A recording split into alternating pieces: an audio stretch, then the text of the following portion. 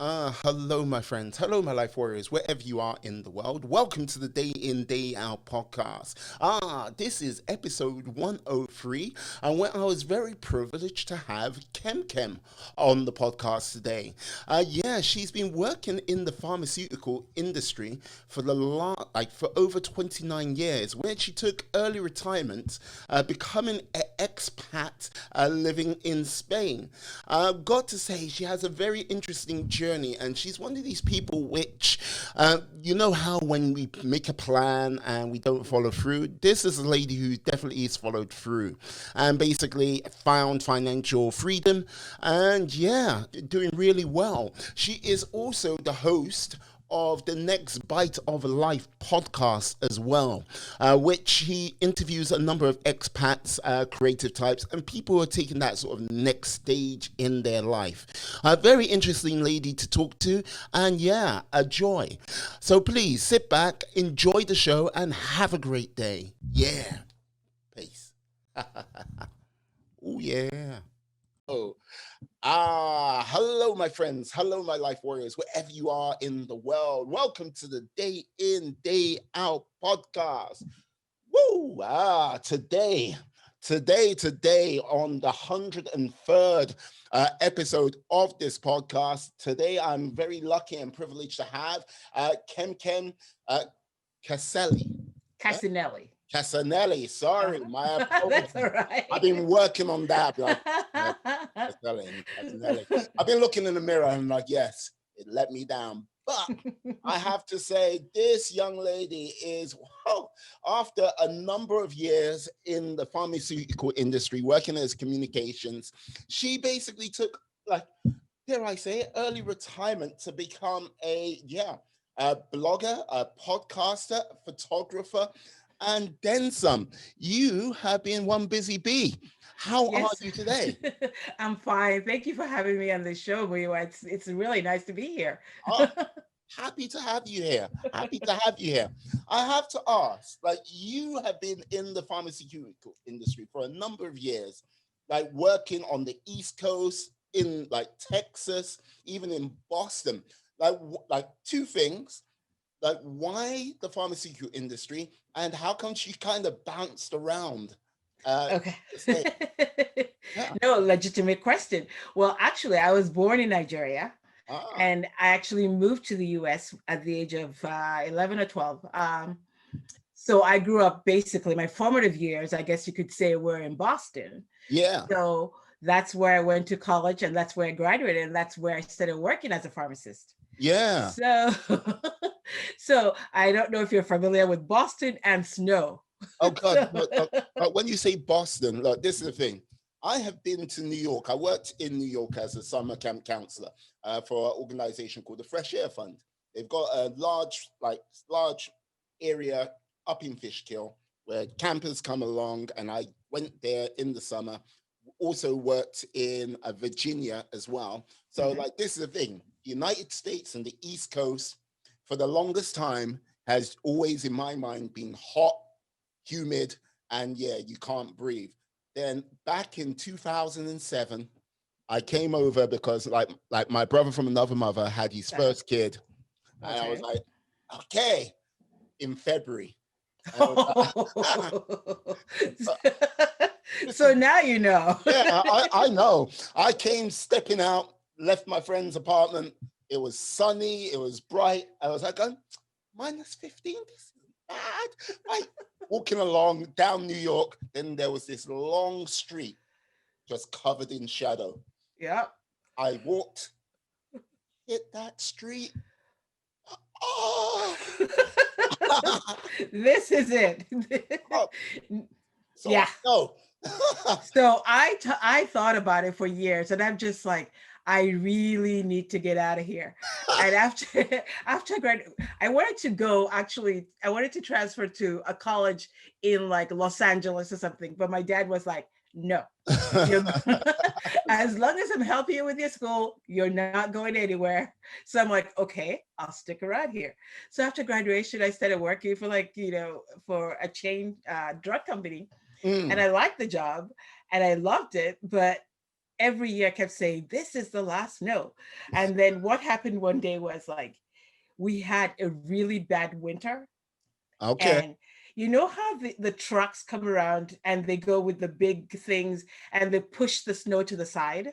Yes, I'm aware of those, like the Okay, snow plow. Yeah. yes. Okay. Well, they came and they did it to my car. And those days I drove a little Celica, which was this tall. And I said to myself when I came out in the morning at 7 o'clock for my to go to my shift, I go, if I manage to dig myself out of the snow, this is it. I am actually going to move. So I set about, dug myself out, got to work, called the pharmacy board in California from the store, Yeah. set myself up to go and take the test because you had to take another test. Like even though I had been practicing for a few years, Uh, there were like 3 states where you couldn't just up and move: California, Hawaii, and I forget what the third one was, but it's like three, the states where everybody wants to go to. So I'm right. like, I'm gonna go.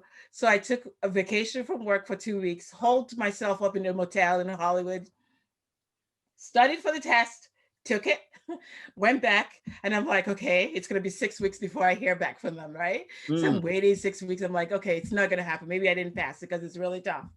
So I signed a new lease like the day before I heard that I passed. so I so I just went to the office that same day and said, um, I hate to do this to you, but I am not going to be able to do that. And they said, okay, And I went to work and I told everybody, I passed. I can't believe it.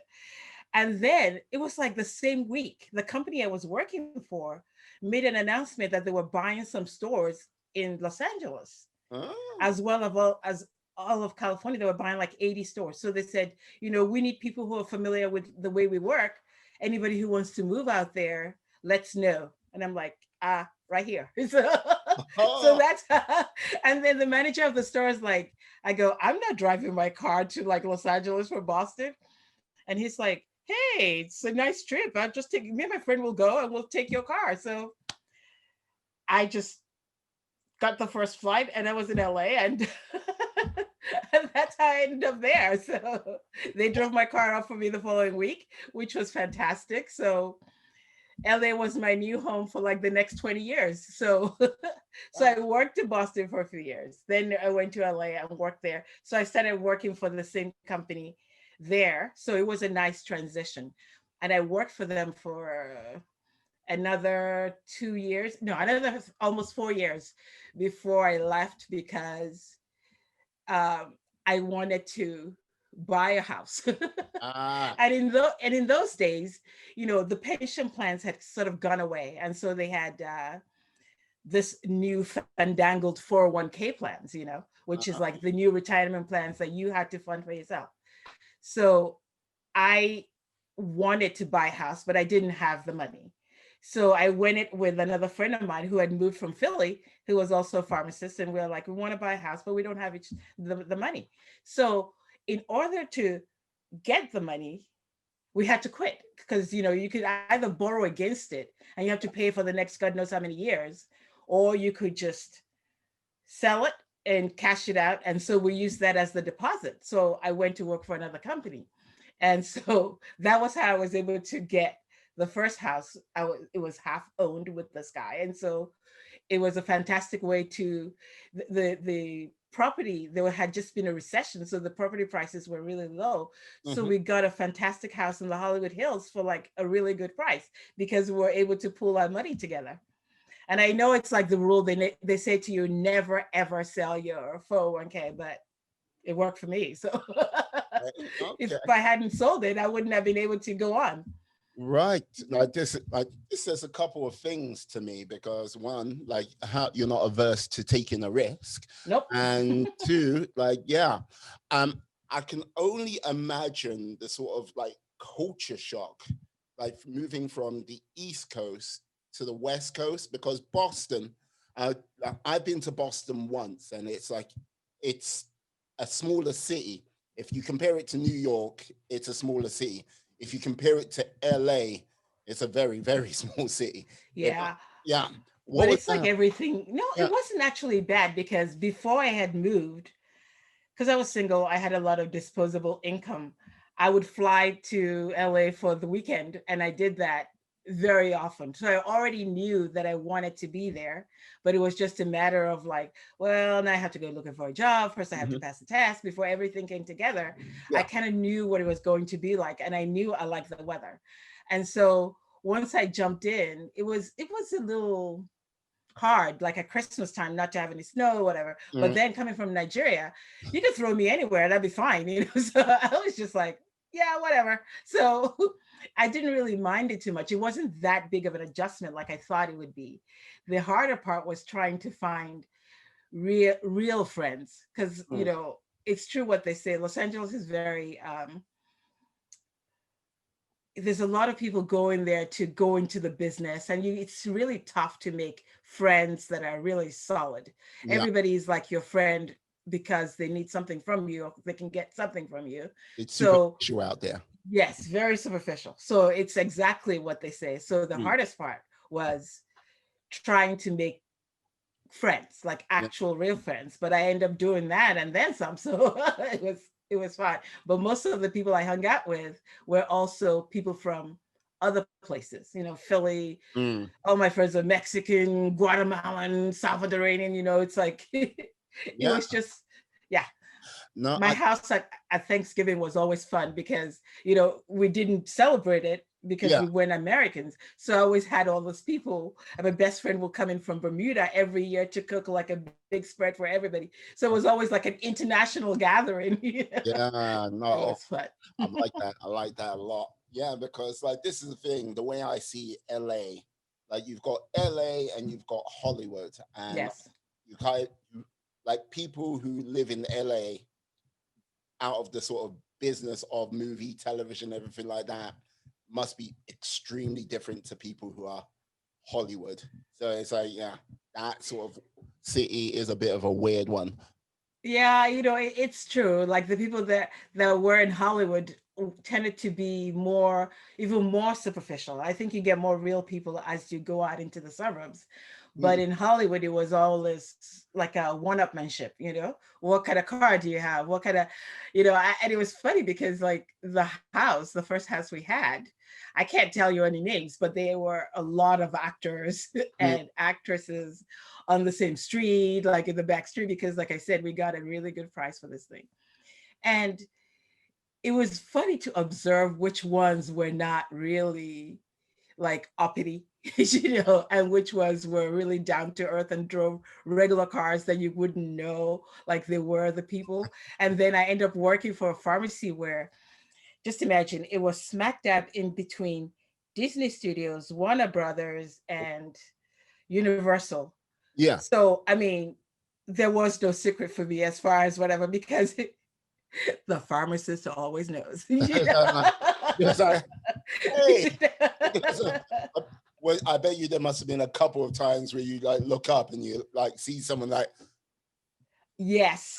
No, no, only one time, really. Only one time. And I was just gobsmacked. I can't even tell you, because I was really into like reading the gossip newspapers, but I was really like, if you come in and you do one of those, do you know who I am stuff? Even though I know you because I knew everybody because I read all the rag magazines, yeah.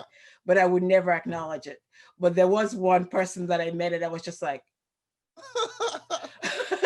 because it didn't click. It didn't click. And I'll tell you that. I'll tell you if you want me to tell you who was and what it was.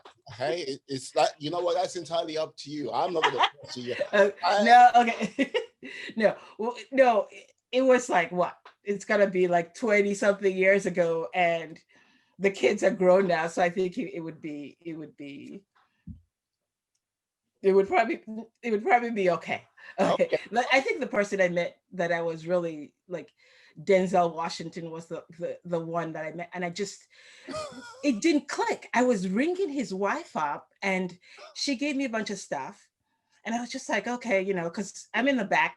When they're busy in the front, they'll usually come into the back of the pharmacy to have Yeah. their stuff rung up. So I'm ringing her up, and she's like, "Oh, I'm gonna get one more thing. I'll just have my husband come and pay for it, right?" So I'm like, "Okay, da da da da." You see Washington? Everybody's named Washington, so you don't think anything of it.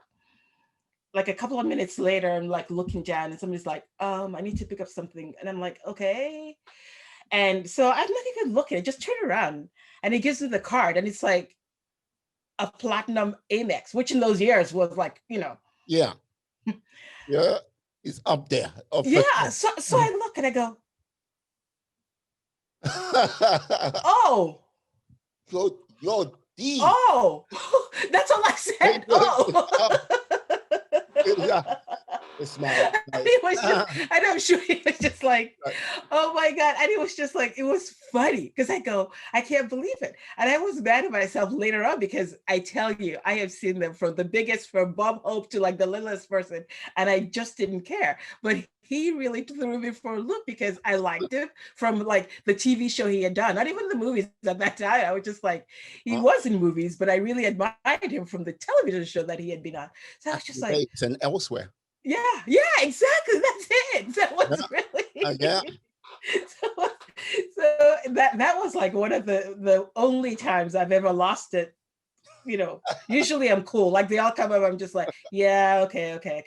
And I have to hold back my technicians from like, one time somebody came in and my technician was just like this. And then, do you know how beautiful you are? Do you know how beautiful? I had to like drag him away because how beautiful you are. Yeah. Reaching into their bag, just like yeah, exactly. Like pepper spray or something. So we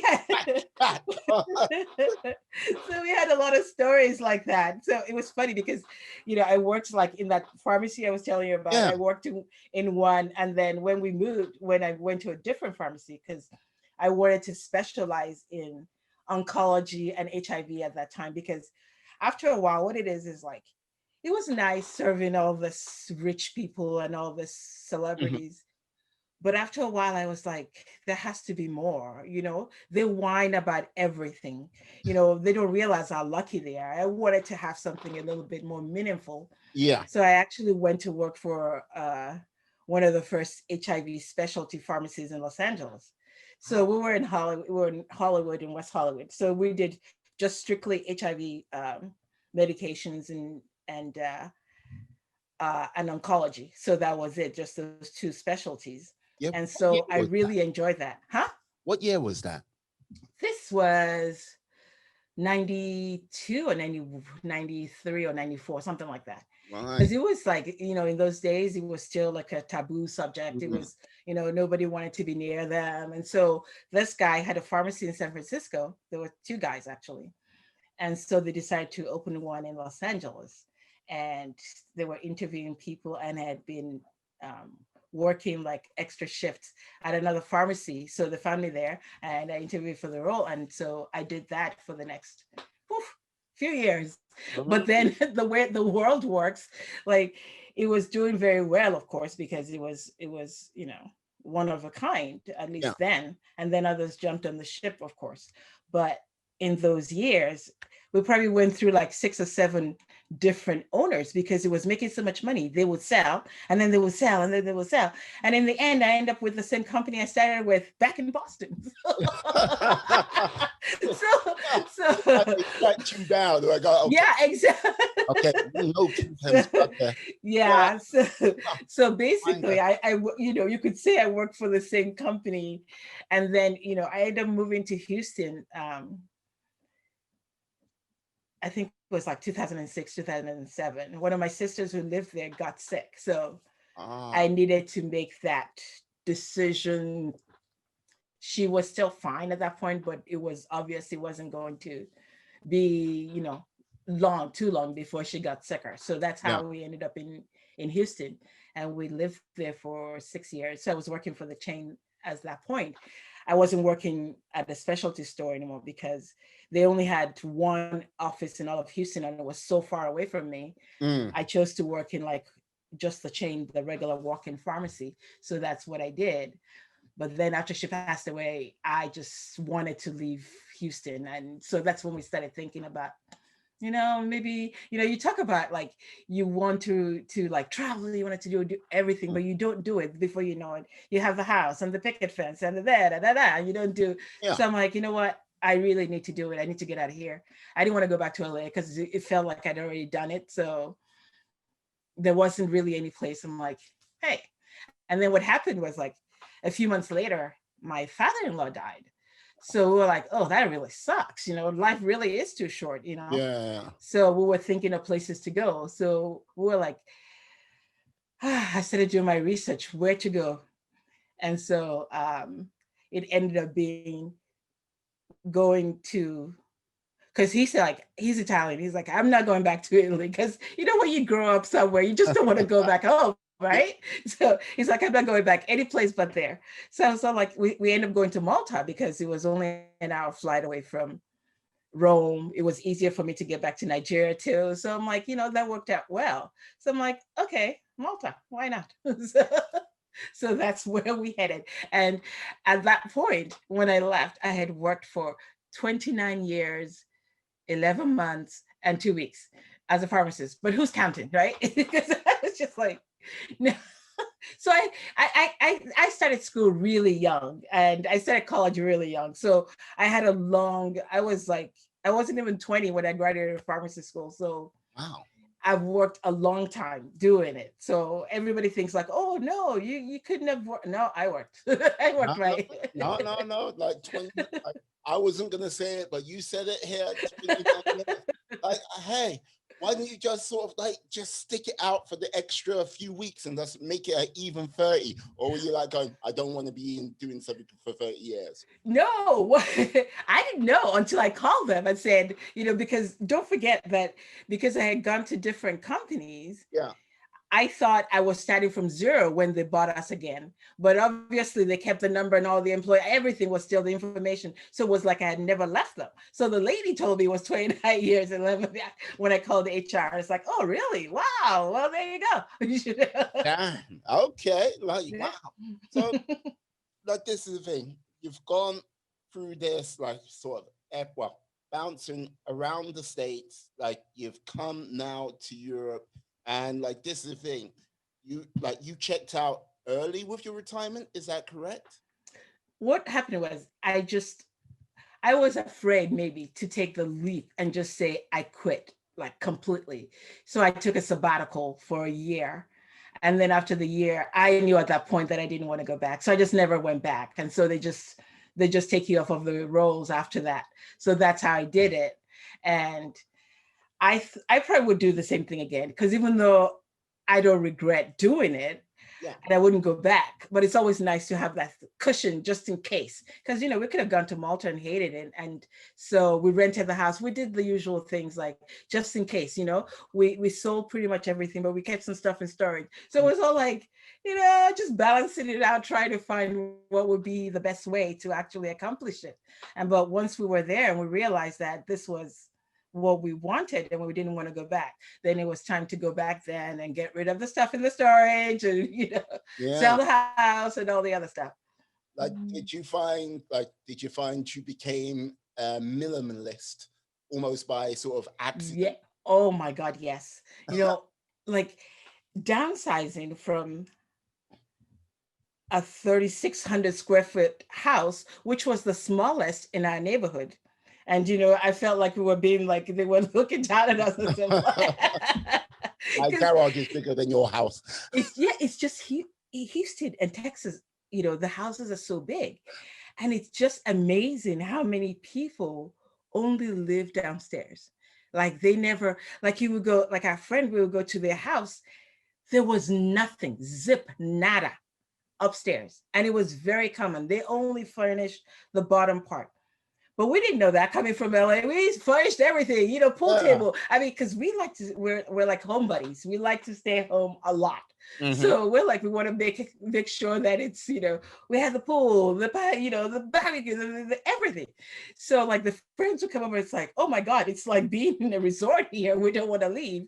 So it was just weird to go from all that and the materialism and everything to now go to like a 2 bedroom 900 square foot house, I mean, apartment but you start realizing that you don't need any of this stuff. And I had been reading about financial independence. I like to know I like to know a little bit about everything. Yeah. So I had been reading up on financial independence and what to do and, how to save money and all that. So it was something that I had been planning for, without even realizing that I wanted to leave that quickly. Because you think, I'll wait when I retire, then I'll travel, just the Mm, same thing. But if it hadn't been for like my sister's passing and all this other things, I wouldn't have said it's time to do it. Don't wait. I saw so many people lose their lives along the way. It's not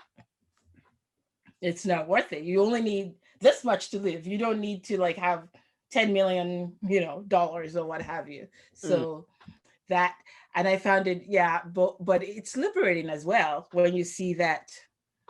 Sorry, I have menopause, so even though it's perfectly fine in this room, I am feeling like hot.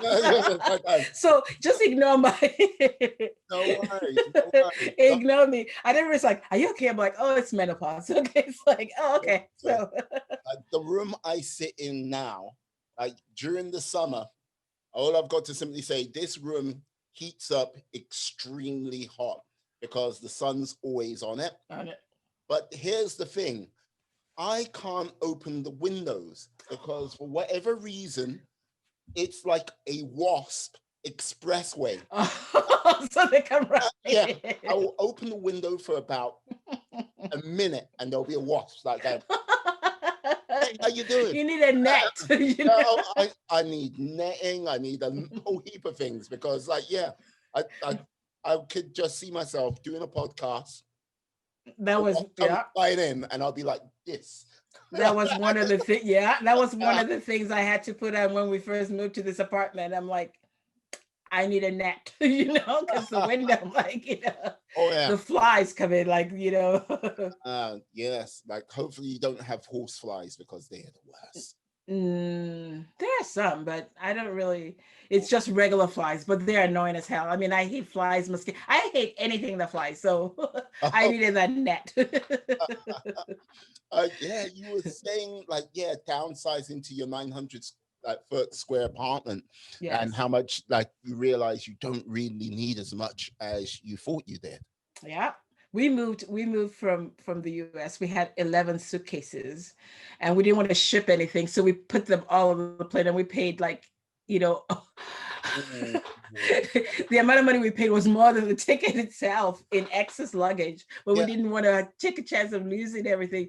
And then now when I go to the closet, like even this morning, I'm going, I don't have anything to wear really, because now that I'm doing like video, Mm, I have the same like 6 or 7 shirts. I'm like, it feels like you're doing yeah. it. But you know what? I wouldn't go out and buy another one either because I'm just like, I've got more than enough. So you learn to see what's really important. And now before, every day off was like, oh, let's go shopping at the mall. Let's do this. You were always constantly shopping. Mm, And now it's just like, to spend 2 years, I'm just like, why? Because there's no reason. It's just more clutter, you don't need that. So yeah, I get that.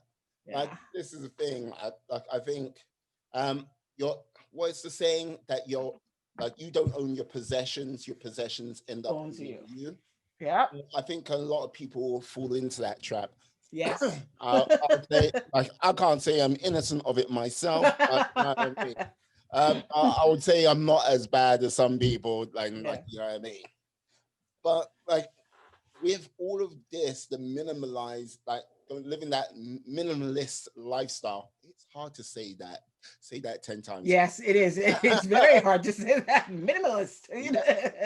Like it must have taken a bit of planning to sort of like go from, okay, I've been working in my in this organization for the last 29 years, 11 months, etc., 2 weeks. etc. Weeks, yeah, and like to like go, okay, I'm gonna take a sabbatical for a year and just be like, you know what, I'm loving it here in Europe, Spain. Thank you.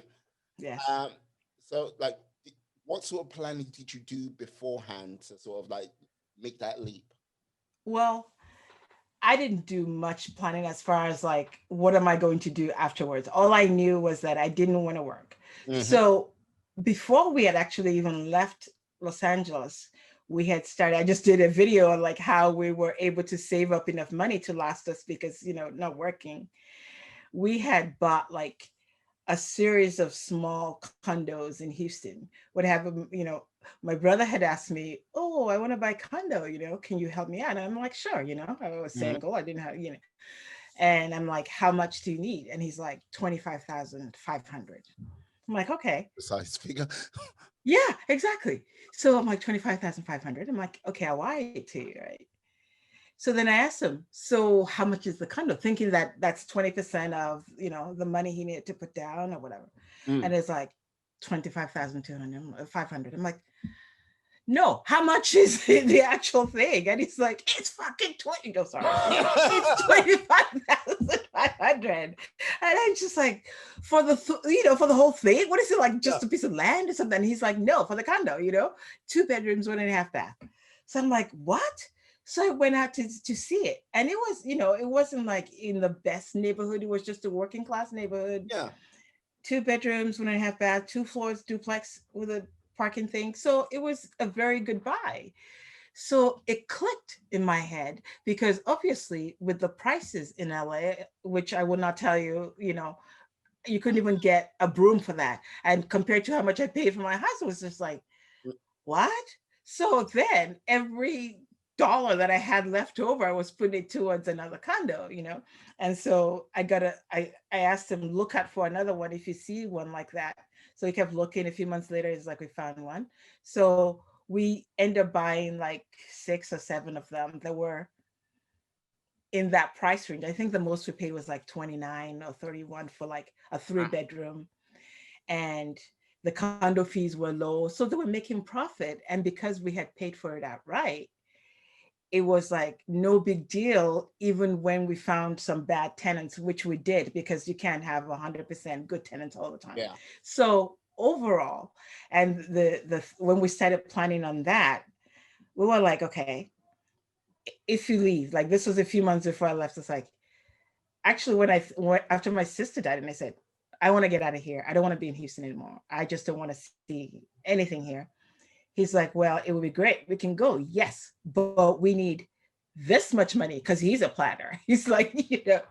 he's like, we need this much money before we can go. I'm like, oh, I was mad for weeks because I'm like, let's just fucking go, it'll take care of itself as we, like things will work out, because that's me. Things will work out. And it's like, no, we need this much money before we can do it. So it took like 3 years plus. I can't remember how many more months. I would say like 3 years and 2 months, or 3 years and 4 months, or something, of like saving, not going out, not spending a cent on anything that wasn't necessary. I mean, cutting down to the bare bones. We cooked every meal. And so that gave us a big cushion, because you start realizing how much you're spending. Because before I met him, I was like, in LA, they got me my breakfast, my lunch I had brought into me, because as pharmacists we don't get lunches, and for dinner I went out to dinner, so it was all 3 meals a day. It was all out. It wasn't anything to me. So having to like be structured and not do that for 3 years was really hard, and it was probably the hardest thing I had to do as far as like preparing for this. But it was worth it, because and I realized, had we left, if he had said, okay, let's leave, there would have been so many problems down the line that we wouldn't have been able to do them without coming back and trying to fix things. So having that, plus during the Hurricane Katrina, like in New Orleans, they had a big hurricane. So there were a lot of people that shifted over to Houston. Mm. And so at that point, the city was looking for like housing for them. So we had like 3 or 4 empty apartments that just happened to be empty at that time.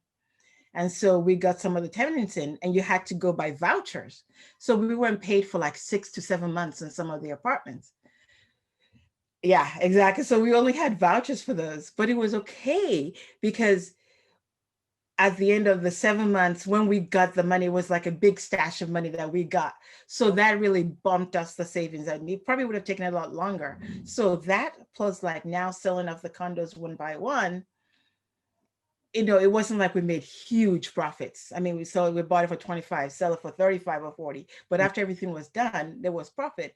Plus everything had been paid for by the rentals. So when you add everything together, it wasn't costing us any money to have them after the initial outlay. So it really bumped up our savings, because my thinking was, we need enough to kick in till I can start withdrawing from that 401k. which is at age 59 and a half. So, okay, we need 10 years of living expenses. So that's how we calculated it and came up with that rough figure. And that's, how we adjusted and made it happen. So, I mean, we couldn't have left and gone to live in Paris, for instance, because I know we couldn't afford it. We both love London, and that's our number one. We would live there like in a New York minute, but we couldn't afford it either. So you have to do what your power is able to do, which was Malta. Hey, no, but like this is the thing. Basically, what I'm getting from what you're saying is, yeah, you had to be organized, you had to be disciplined to get Yes. down, and like, yeah, it doesn't take that long if you are organized or like because you say 3 years and Yes. like to have like to get 10 years of money together to Yeah. basically Plus the profit from the yeah. condo. So I think my thing is like, you need to have a plan. Mm, And these days, it's sort of hard not to say you don't have a plan or you don't know how, because there are so, I mean, really, there was no internet when I was, there was nothing. There was just AOL, and it was like 2 point or 5.2 kilobytes. So you were like, hello, and it was like, you could go and have lunch and come back and you were yeah. still waiting for it to connect. But nowadays, the information is just, there's almost too much information as to what to do to get yourself in a better position that you are. And so when people say, I don't know how or it's impossible, I think once you say, I want to do it, that is a huge step forward, because a lot of people, and people say to me, oh yeah, it's easy for you to say that because you don't have any kids. And I'm like, well, I'm not going to feel guilty because you want to have kids, because Yeah. this was something that I thought about like a lot of years. And yeah, I was, since I was small, I knew I didn't want to have any kids because I wanted to travel. That was my thing. I just Mm. wanted to travel. So you made a conscious decision to have a kid. So I shouldn't have to feel sorry because you don't feel you can do it because you have children. So I'm not going to feel guilty like some people want me to. No, but like this is the thing. I still think okay, even if you did have kids, it may have taken maybe twice as long, say, Yeah. but you had the idea, you put a plan together to make it happen, and you followed through with that plan. And like, yeah, you say you want like move to London in like a New York minute, but the prices wouldn't allow you to do that. And Exactly. if you did want to move to London, it may have taken you 6 years. Exactly. It has to come down to that flexibility, I would imagine. Yes, it's like, what do you find that's the most important to you? Mm, My thing was, I wanted to be in Europe. So you know how cheap it is to fly. We could go to like Portugal for 20 euros, and I could go to Paris for 50 euros. I could go to, so it's really cheap. So I wanted to be there because every time you go from the US, for instance, and you plan a 2-week trip, like when I had my vacation, it's like we get to London and I'm jet lagged for the first day and a half. And then, you're jet lagged for there's so much you have to do to get there and have those 2 weeks that it's not really a vacation, because by the time you get used to it, it's starting to come back. So I yeah. wanted to be in Europe where it was closer to his family, where it was closer to my family, Mm, and we were not like where we didn't want to be. So that was more important to me. Had it been, but you're right, had it been like London was my place and I was set on living there, but then we didn't have small dreams. It's Knightsbridge or Chelsea. There was no other place. Yeah, exactly. So I could have been 70 and they would be there. yeah, yeah. Yeah, No, I'm not thinking small. oh, Yes, I say this as a Londoner. Ouch. exactly. So so I had to, like, you have to decide what's more important to you. Was it more important for me to, like, live there but not be what I really wanted, or could I go some places where it's cheaper and have like a good comfortable life where I could do whatever I want to Yeah, for the most part. So once you decide what's more important to you, and I don't think for everybody it's not like I have to go to another country. You could go from within the country, like me going from Boston to LA, or to Houston. You can go to a cheaper place of living, but you have to. My friends that I left back in LA were like, "Oh, how could you go to Houston?" I mean, really, they were thumbing up their noses at Houston because there's nothing to do there, blah blah blah. And I wasn't a huge fan of Houston, but I kept asking them, and not to show off or whatever, but I worked all my life and I just, I had the house in the Hollywood Hills and and it was even my third house in the Hollywood Hills. Like we ended up selling the one with my friend, bought another one, and then bought an even bigger one. Mm. So I had the good life and I was working, but I was working to like maintain the life. Yeah. But I was making a lot more money than they even were. So they never even got to enjoy. People say like I live in LA, but are you really living in LA? No, you sleep there. But he was like, it was a rent controller studio, and it was, the other one was like trying to be an actor for like 40 years. It's just all those things that makes you feel like you're not living the life, and nobody had the courage to go back to where they came from because they've told everybody they were going to Hollywood and then they don't want to go back. So for them to be thumbing up my noses and say like to be thumbing up their noses and saying we're not going to visit you if you go there, I'm like, so you think that's going to stop me from going? Like, I don't get it. Yeah. So it's just funny. So but if you have your priorities straight, and I think the mindset to get out of like I am on the hamster wheel, which is what I called it, where you're constantly like you get your check and it goes towards the light and the card, and it Yeah. was so many bills. I did a blog post on like how much we were spending in the US. I think it was how much we were spending in Houston when we left compared to how much we were spending in Malta on a monthly basis. And we were spending roughly $5,800 a month in Houston. Yeah. Yeah.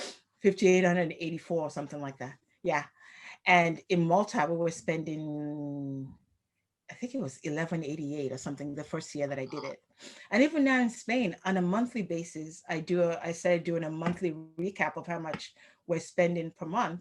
And last month, living in Valencia, we spent 1,225 euros. And before that, it was like 1199. So it's really reasonable. And so if you know what you want and you know that you need to have this set amount of money, or you have a portable job that you can take with you, then there's really no excuse. I mean, yeah, I know that not everybody has the privilege of being able to travel and everything, but if you do, and you're still hiding behind the excuses because they're never going to stop. I mean, Mm. but if you don't say to yourself, I'm going to stop spending money on bags. That was my thing, to cut out like designer handbags. I'm going to stop, like, you should have seen one of my nieces when I left. She was wearing like shoes, like two different boots and shoes, like, because I left her like 40 pairs of shoes because she was the only one who was my size. Never one.